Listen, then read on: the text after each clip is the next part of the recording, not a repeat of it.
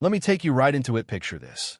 I'm stuck in traffic making business calls, all buttoned up for an important meeting, and then bammy fancy car stalls in the middle of the highway, turning me into the world's most hated man for 5 solid minutes.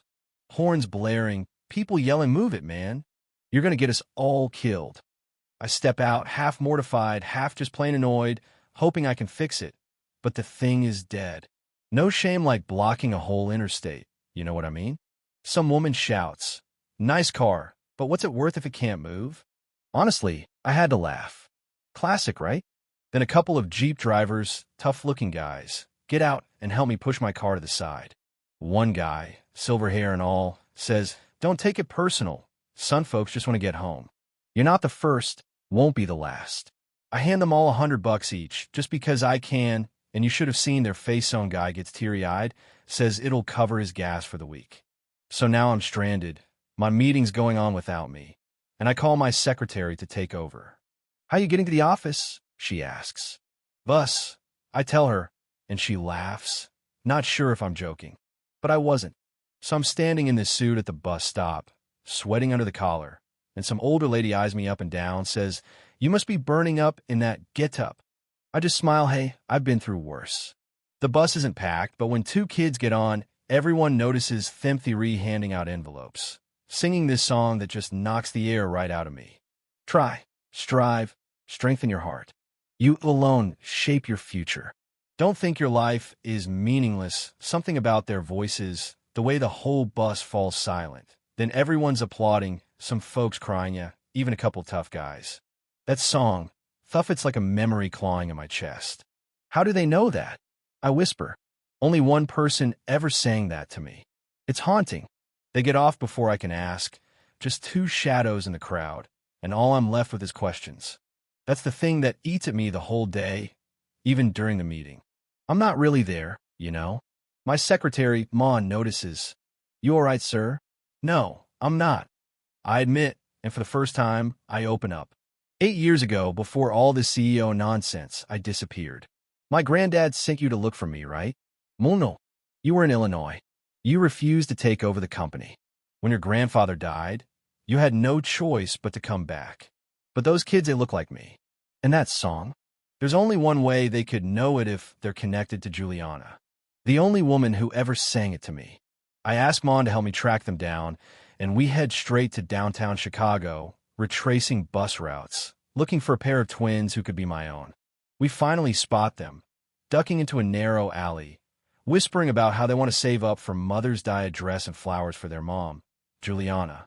The younger one's stomach rumbles. "We'll eat later," his brother says, "just a little more for Mom's gift."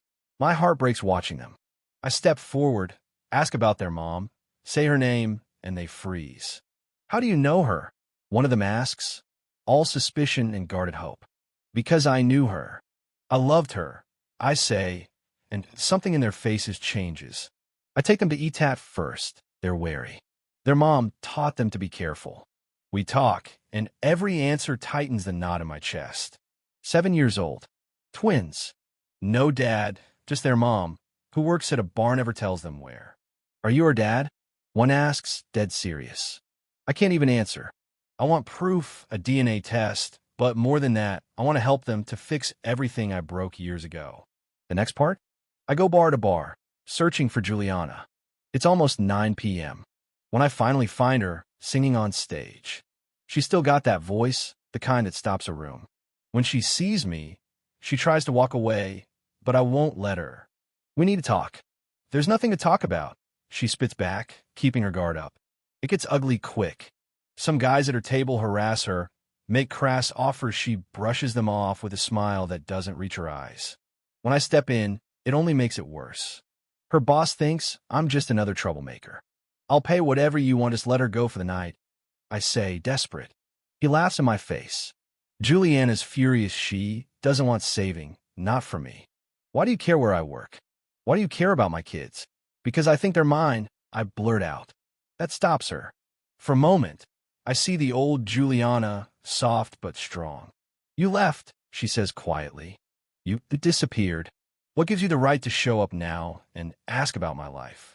She tells me, maybe the kids aren't mine. Maybe she moved on. But I can't let it go, not after everything. Mon comes through with the DNA results, 99.99%. They're mine. And right then, the past walks through my door in a storm. Veronica, my ex-fiancée, barges in, accusing me, threatening, trying to drag me back into an arranged marriage I never wanted. When I refuse, she storms out, vowing revenge. But just as I start to plan how I'll win Juliana and the kids back, news hits there's been an accident. The twins were run over by a car. At the hospital, Julianne is shattered, pleading for help. I step in, donate, blood, anything to keep those kids alive. It's only then, in that chaos, she admits it. You're their father. I never meant to hide it. But you left. I promise her I'll fix everything, that I'm here to stay. We're just starting to heal when Mon pulls me aside with the final twist. Veronica was the one who ran over the kids. There's video, evidence, everything. I snap, I can't let this go. At her family's estate, I confront them all. Your daughter almost killed my children, I tell Veronica's parents. The wedding's off. The cops arrive right at the altar. Veronica gets arrested, screaming threats, her family broken by the scandal. But as I walk out, my mind is only on Juliana and my kids. Back home, though, I find them gone. Juliana, heartbroken and done waiting, has decided to leave the city with the boys. I chase after them finally. I catch them just as they're about to leave. Juliana, please don't go. I fixed it all. I'm here for good. She stands, tears streaming, afraid to believe me. Don't make promises you can't keep, she says. I drop to one knee, pull out a ring. Will you marry me? She breaks, laughs through her tears, and finally says yes.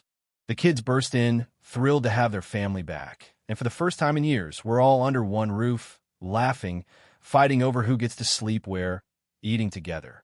The next months are a blur: marriage, honeymoon, and another baby on the way. You think that's a happy ending? Maybe. Maybe not. Because, some people say forgiveness is weakness, or that second chances are only for fools. But when you see your kids smile, or watch the woman you love finally sleep easy, you realize sometimes you have to risk being a fool. Yeah, that happened. And if you've ever messed up big and still found your way home, you know exactly what I mean. So let me ask you, after all, do you believe in second chances? In fighting for family, even when you've screwed up so bad it feels impossible to fix? Tell me what you think. Who was right? Who was wrong? Where's the line between justice and forgiveness? Leave a comment, let's talk about it.